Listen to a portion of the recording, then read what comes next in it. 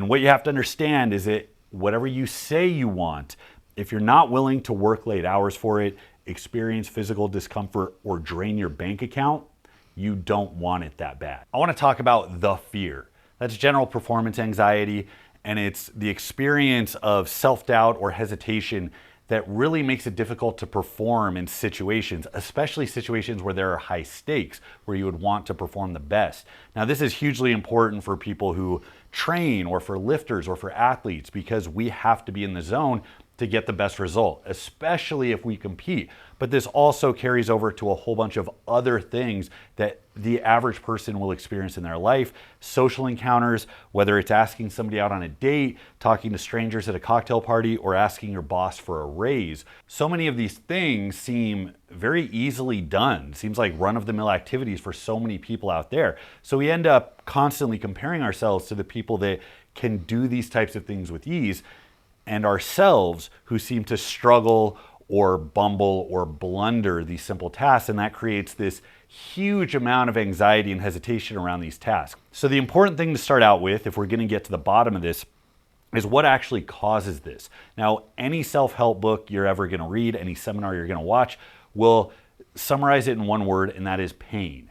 Everything we do in life is part of some calculus of avoiding pain, pursuing pleasure, and we can define those a whole bunch of different ways. The pain that we end up trying to avoid is usually physical pain and discomfort. And if you ever get sweaty palms or butterflies before driving to the gym for a leg workout, that's the type of fear and anxiety that is building up. If you've ever done a hard endurance workout like CrossFit, if you've ever thrown up from conditioning drills, you know that that can instill in you kind of a hesitation, a fear that makes it much less likely that you're going to show up the next time, let alone with a bunch of excitement to actually get the job done and get it done well. Also, emotional pain and discomfort. Fear of failure and embarrassment is a huge driving force. We'll go to great lengths to avoid looking foolish or inadequate in front of other people. That is something that is deeply ingrained. So this basic fear, our brains projecting what is likely to happen, running through these worst case scenarios, leads to self-doubt, leads to paralysis by analysis. That's a big one. Whether you are trying to, let's say, give a speech in public, you end up trying to control for or account for every single possible scenario, and that leads you to like these inane arguments that come up in your head, or these discussions, or these scenarios where you see yourself getting defensive. And it's a really ineffective approach because it assumes that you're going to be able to outthink the worst case scenario and be prepared ahead of time, which of course you can't. And the only way you do get that good is if you practice over and over and over, which you're not going to do if you have too much fear and anxiety to actually engage in the thing in the first place. The fact is, sometimes you just have to go through some hard shit, and you're not going to be able to outsmart it. It also keeps you from being present. This is where being mindful comes in. This is where trying to get in the zone or in state comes in. The zone is something that athletes are familiar with. You're talking about people that have to perform for a living. Entertainers and actors are probably familiar with this as well. And that is where you're on. That is where your brain is working the fastest. Everything is dedicated towards this one task. It almost seems like you have a sixth sense. You can see the ball going in the basket before it leaves your hands. You can see yourself maneuvering around this dialogue and delivering lines in like a play and ad-libbing in a way that's very artful. The zone is something that's very hard to get into. You get into it the most easily when you have experience, when you have practice, and when you're confident. So we're going to talk about how to get into that state. But if you're anxious, if you're so focused on avoiding these things, you're not going to be present. You're going to be focused on this meta commentary that is really useless. You're not going to outsmart the worst case scenario. I'm going to tell you that right now. And then this, of course, impacts your execution. So the thing that seems to be a survival mechanism to alert you to danger, like if you're looking over the edge of a skyscraper, you're not focused on the beauty of the view, you're focused on the imminent death if you lose your footing. So this type of fear and anxiety is somewhat related to a survival mechanism to alert us to fear, but it's one of those vestigial, like leftover things that doesn't serve us anymore. It's like sweaty palms. If you're dangling off the edge of a cliff, you're holding on for dear life, and you can't hang on with dry hands, you're sure as hell not going to be able to hang on with sweaty palms. So it's this thing that actually makes the scenario worse. All of this stuff impacts your execution, it makes it worse. And that in turn is going to give you a more negative association with this stuff, which just causes the fear and the anxiety to grow and grow and grow. You're also less likely to participate again. This is something that I have direct experience with, especially when it comes to pain and discomfort, physical pain and discomfort. When I was young, I went through football for 3 years in high school. I was a horrible athlete. I got knocked around the field, but I was so driven to be part of that team and learn those lessons and improve myself physically that I showed up for 3 years and dealt with that pain, discomfort, and a lot of failure and embarrassment. A buddy of mine tried to get me to join the wrestling team, and I went through 3 days of wrestling to realize it is one of the hardest sports that anybody can do. It was absolutely brutal. I think I threw up during every workout. And after 3 days, I said, you know what? Not for me. Now, there's something to be said for finishing what you start, but I had already proven to myself that if I want to do something, I'll go through the hell week. I'll go through the hard stuff. It's not a matter of not wanting to go through any pain or discomfort at all. It's about being real with what you actually want and which basket you're going to put all of your eggs in. And this is where it becomes really important to consider what your wants are. And we're going to talk about that. Real quick, guys, if you found any of this interesting or helpful, please consider subscribing. I'm making that hard push to 100,000, and I got something big lined up for when I hit that mark. I'm going to announce that shortly. But I can only do this full time because of the support you guys give. I'm eternally grateful to you. So thank you so much. So the big way that we get around all of this is we fix our associations. Now I have these examples of things that people are going to experience that cause fear, pain, anxiety, public speaking, asking somebody out on a date. If you compete, or if you're an athlete, or if you're an entertainer, being on stage in front of a lot of people is one. Or let's look at something like a leg workout, something that you might do by yourself. You're not in front of other people, but you know it's going to be hard and painful to do it right, and that might give you some fear and anxiety. Well, all of these things have their negative associations. These are the things that are likely to go wrong or likely to cause pain and discomfort. And this in red is where we tend to focus. And that's what creates the physical response. Just like when we're focused on the asphalt, when we're looking down from on top of a skyscraper, we're not focused on the beauty of the view or how lucky we are to be alive in an era of modern marvels where we have these 1,000-foot tall buildings. So our main goal is to shift what we are focused on to something that not only avoids the fixation of fear and discomfort, but actually excites us, something that seems pleasurable, that we want to actually go towards. The key to wiring yourself for this stuff is to getting right with the fact that you have to want the outcome more than you want to avoid the cost. So if I'm trying to get good at public speaking, instead of fixating on the mistakes or the fact that I might forget a word, in fact, it's guaranteed that I'll probably stutter or bumble over my words. Instead, I need to learn to focus on the outcome. I want to be known as somebody that can speak to an audience. That's a skill that I want. I want to be able to talk at weddings and funerals. I want to be able to communicate to the world for a living. I want to be able to exchange ideas on a broad scale. I want this to contribute to my business. If you can speak publicly, not only do people see you in a specific light, they see you as somebody who is confident, assertive, who has authority, but it opens up a whole realm of possibilities in your personal life, your family life, and in your business life. So thinking about that skill, thinking about what it can offer you, that can get you excited to study more thoroughly, to prepare better, to attack the task with more confidence and assertiveness. That in and of itself is going to get you a better result. Asking somebody out on a date, yeah, if you ask 10 people out on a date, 7 of them are probably going to say no. Rejection is absolutely certain. But if instead, if you focus on the fact that, well, every time you talk to somebody, you practice that skill, you get more comfortable, so you come off as less anxious or needy. So the fact of having a skill where you can kind of flirt or engage with people on that level, it's extremely valuable to have. And then you can think of the end result. Well, I can have a dating life where I can eventually find a quality partner. My chances of finding a quality partner are going to go up exponentially if I ask a lot of people out or engage with a lot of people on this level. It goes down a ton if I don't talk to anybody. So fixating on that is going to be more powerful, get you more excited than if you just worry about the fear of somebody saying no or of having an awkward exchange in the moment.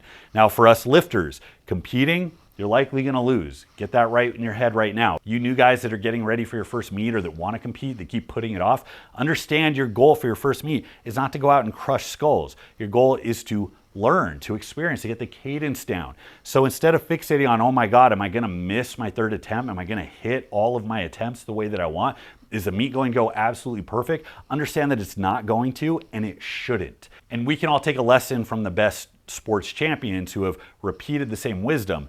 I've failed more times than you have even tried. So if you don't get out there, if you don't make it a priority to attack those meets, learn as much as possible, get as much experience as possible, your odds of becoming great go down to absolutely zero. Now, this is a fun one because this is actually where the idea for this video came from, because I was thinking about the ways that people might whiff on workouts, or the way that they might hesitate and not push themselves as hard as they should, because that's a big problem with long-term training. When you get stagnant, you have to keep pushing the envelope over and over and over. So you have to have a high tolerance for pain. You have to be willing to do some crazy shit.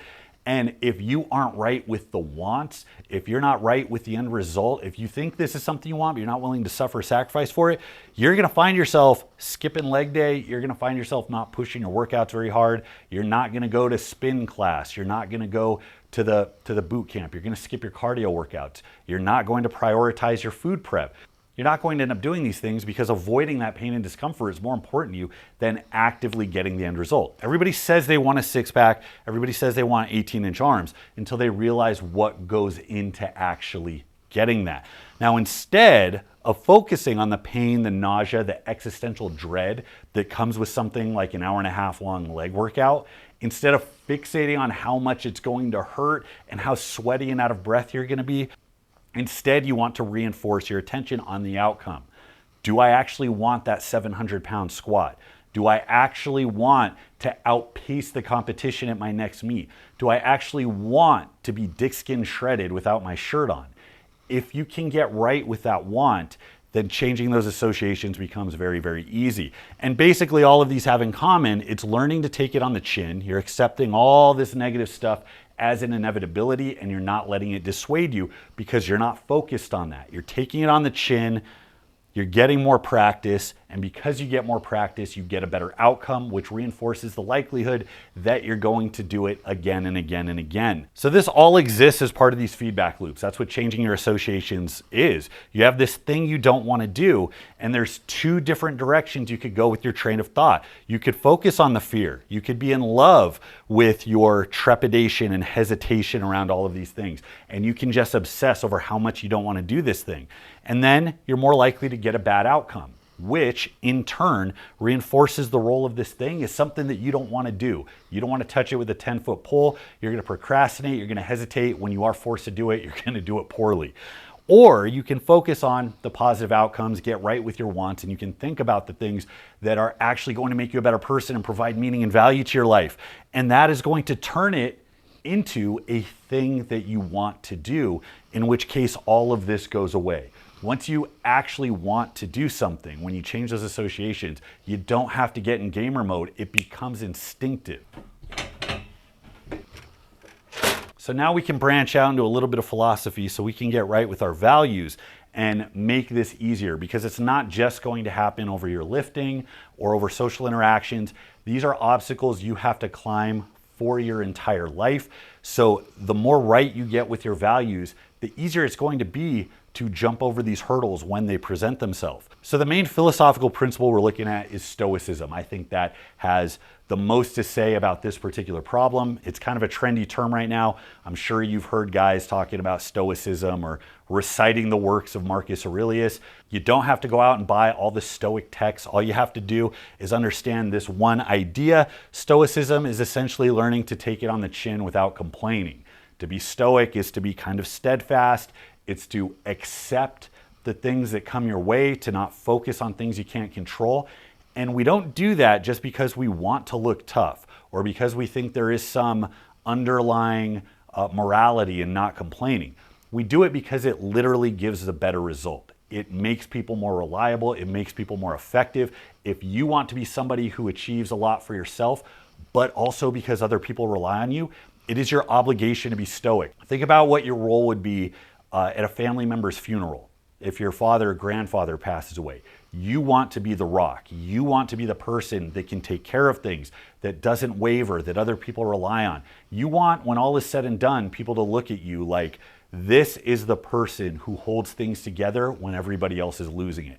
That's what Stoicism is. So not only does it provide a service to other people, but it guarantees that you can be effective and that you can overcome. So this is what we're looking at. Now, I always go back to the Serenity Prayer. This was one of the most transformative experiences in my life. I was a teenager. We had addiction in our family, and my mom and I ended up in a program for a year that was for the family members of addicts. Serenity Prayer is something they recite repeatedly in AA. God grant me the power to change what I can, the serenity to accept the things I cannot, and most importantly, the wisdom to know the difference. So much of the fear and anxiety that we get, it's anticipation of things going wrong. These things we need to learn to take on the chin, we keep trying to outsmart them, or we keep dwelling on them as if we think about them hard enough, they'll go away. Instead, that focus takes attention away from the things you can change, the things you can affect. So again, you end up getting a much worse result. All of your effort, all of your fucks have to go in this basket. They should only be going to things that you have an actual influence over, an ability to change. That's how you get a better result. That's how you improve over time. If you're constantly fixating on things you can't change, or if you are making mountains out of molehills, taking these hard things you have to go through and making them monumental, you are guaranteeing that you're going to get a worse result. You're going to be more likely for it to be a self-fulfilling prophecy, to experience that thing you were trying to avoid, and you are going to be less likely to ever try to do it again. And of course, the wisdom in knowing the difference is supremely important, because most people aren't even aware that they should be focusing on things they can control, let alone spending time discerning between the two. But you have to understand what you can actually affect change in and what you cannot. And the things you cannot, see Stoicism, learning how to take it on the chin, without complaining, without getting a complex. Now, I'm probably gonna get pushback from people talking about affecting social change or not being complacent with systems that don't work well and so on. In no way, shape, or form is this saying if things out in the world suck, don't try to change them. It's just understanding that when it's raining, there's a big difference between people that yell at the sky and people that go find an umbrella. Now, we talked about contemplating your want. That is a huge one. Once you get right with what you want, it's not what you come up with when you find a magic lamp and a genie pops out and they will give you anything at your feet. Most people, if you present them with that 3 wishes thing, they don't wish for something that's meaningful or substantive that they might not get in their life, like, I don't know, a long-term fulfilling relationship or a retirement plan, things that are usually the source of our insecurity. People instead will think of the most frivolous things that have no real value aside from material value, that aren't really that important to a long, fulfilling life. When nothing is at stake, people will come up with all kinds of wants that are completely imaginary. The second there has to be a sacrifice, the second there has to be work done in order to get something, that definition of want changes pretty dramatically. And what you have to understand is that whatever you say you want, if you're not willing to work late hours for it, experience physical discomfort, or drain your bank account, you don't want it that bad. And then you're left with a choice. You can either decide, I actually don't want this thing. I was just trying to present myself a certain way because I thought the type of person I want to be should want that. So I can cut ties, go focus on the things I actually want. Or if it is one of those things that are like generally known to be vital for human happiness, like let's say you don't really want to sacrifice for your relationships, it might be time to take a look at your values and see if there's things that need to change and if your perspective has to shift. Just because you don't want something right now doesn't mean it is something that you should avoid trying to pursue altogether. Oftentimes, as we go through life, we have to change our values and we have to learn how to find the value in important things that drives us to those things. So this all culminates here. We basically have 2 approaches. We have approach number 1, which is being in love with your complaints, your fear, your hesitation. That is, your mind is constantly oriented towards the negative outcome. We don't think of it this way, but if these negative thoughts are dominating your mind, there's an attachment you have to them. In a very real sense, you are in love with this pattern of thinking, and you have to learn how to interrupt that pattern and find something else to be in love with. So those who are in love with their complaints, what's the benefit of that? What's the benefit of thinking through the worst case scenario or being really attached to obsessing over things you can't control or can't change? Well, the benefit is justice, kind of. I'm going to go rail against the injustices in the world, whether it's the pain and discomfort I feel, whether it's the things I think that aren't fair out in the world. I'm going to go raise my fist and scream because this cannot stand. And in reality, all of that fist waving doesn't do anything except keep you perpetually afraid, aggravated, apprehensive, less attention to important things, specifically things you actually can change, less effectiveness at dealing with people and problems. If you are continuously fixated on the things you can't control, and the worst case scenario, if you don't have stoicism, if you don't have a backbone, you're affected by every gust of wind that comes and blows you around. You're like a piece of seaweed getting knocked around in a rough tide. This, as it's very easy to see, is not an ideal set of circumstances for anybody. This is not where you should want to live. You should want to be effective. You should want to be better at dealing with people and problems. And that cannot happen. Please understand this. That cannot happen if you are in love with your complaints, your obsessions, your fixations on things you cannot control. The answer to this is giving fewer fucks. In this scenario, fewer blood pressure spikes, intrusive thoughts. I've had a huge problem with intrusive thoughts, shower arguments, mood swings, people that listen to the radio, to the news cycle, people that watch YouTube, to hate watch things. People fixate on all of these things. The movie didn't cast the people that I wanted. This politician didn't get elected. What is the worst case scenario? The worst case scenario is absolutely nothing because your life is going to be pretty much the same regardless. So if you can give fewer fucks and if you can be careful about where you distribute those things, you are going to find that you're abiding by that Serenity Prayer. You're going to get a better outcome. This is repeated in AA for a reason. It's how people who have very chaotic lives find peace and find stability amidst all that chaos. So you can absolutely take that and use that to make your life more stable and reliable. You're going to find that you have increased security and effectiveness. You can think more clearly. You can be present. You can be in the zone because you're not fixated on these other things out here. Greater agency as a human being. We all have agency. It's just a matter of whether or not you choose to recognize it or not. And it makes you more useful, not just to yourself, which is hugely important, but to other people. Just as somebody who is poor cannot be charitable, if you are the person whose house is constantly falling down, you will have no resources to give to your friends, family, and neighbors. What is the cost of giving fewer fucks? You can't bitch. That's really it. And this seems like such a small thing and like I'm being really dismissive, but in my experience, and I think there's plenty out there that'll validate this, people will do a lot. People will do a lot to preserve their right to bitch about things. Again, we fixate on it for a reason, because we're in love with it. If you weren't in love, if you weren't attached, those thoughts would not occupy your brain to the degree that they do. So just like we're trying to avoid all these things that cause physical and emotional pain and discomfort, part of our obsession is that we see it as absolutely unacceptable that we would ever experience those things. So yeah, we still need to want the positive result more than we want to avoid the negative result, but that ratio changes immensely if we have some wherewithal, if we have some ability to take it on the chin without falling apart.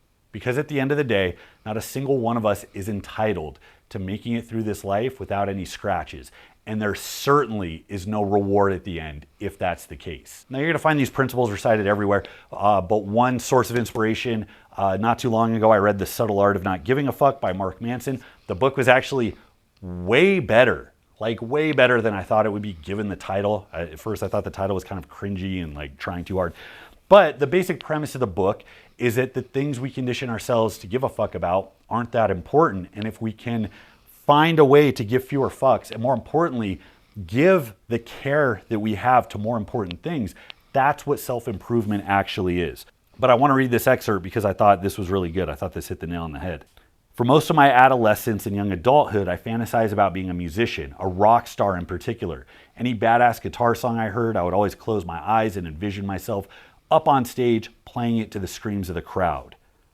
Despite my fantasizing about this for over half my lifetime, the reality never came to fruition, and it took me a long time and a lot of struggle to finally figure out why. I didn't actually want it. The common cultural narratives would tell me that I somehow failed myself, that I'm a quitter or a loser, that I just didn't have it, that I gave up on my dreams, and that maybe I let myself succumb to the pressures of society. But the truth is far less interesting than any of these explanations. The truth is, I thought I wanted something, but it turns out I didn't. End of story. I wanted the reward and not the struggle. I wanted the result and not the process. I was in love with not the fight, but only the victory. And this is why we talk so much about enjoying the journey, loving the process, because people that actually love the process are going to be more successful. One of the reasons I have any success as a lifter is because I love to train. I don't associate training with the pain and discomfort. I associate it with every positive it's given to me, to the point where even if I didn't compete, even if I wasn't strong, I would still train because I love to do it. And that is where the real value is, because there really aren't shortcuts. There is no way to get to the victory without dealing with this stuff, which is why we need to insulate ourselves from the negative experiences that we are guaranteed to experience along the way. When you reach the summit of a mountain that people call unclimbable, the important part is that you actually climbed the mountain, not that somebody dropped you off from a helicopter. So that's all I got for today, guys. Thank you so much for watching. Go ahead and leave your questions, comments, your personal experiences in the comment box. Better yet, go ahead and take it to Patreon. That's where I upload my training daily with commentary, and that is the easiest place to get in contact with me if you have questions, suggestions, ideas. I love to hear from you guys. So thanks so much for your support. Until next time, this is Bromley. I'll see you.